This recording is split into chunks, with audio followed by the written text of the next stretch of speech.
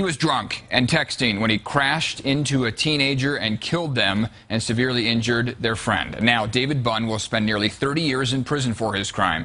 7 News reporter Mark Boyle just back from the Jefferson County Courthouse, and Mark, Bunn pleaded guilty in this case. And with that plea, facing a mandatory sentence anywhere from 10 to 50 years in prison, David Bunn got 28. There are no winners here in this case today, but there is some closure and some forgiveness. That comes from the family and loved ones of the then 17-year-old Linnea Dyke, who was killed in the crash, and her best friend Lindsay Petrie, who still is unable to walk today.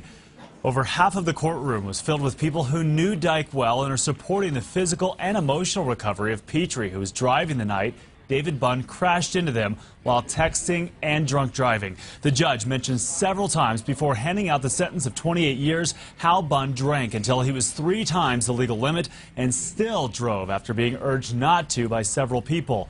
Petrie says the scars and loss are permanent and no amount of time is enough.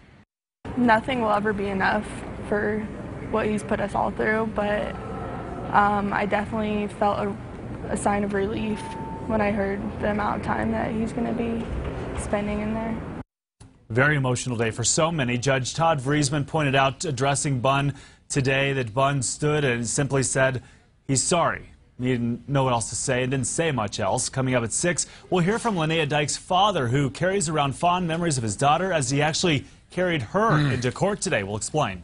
Mark Boyle, 7 News. Oh, very emotional there. All right, thanks a lot, Mark.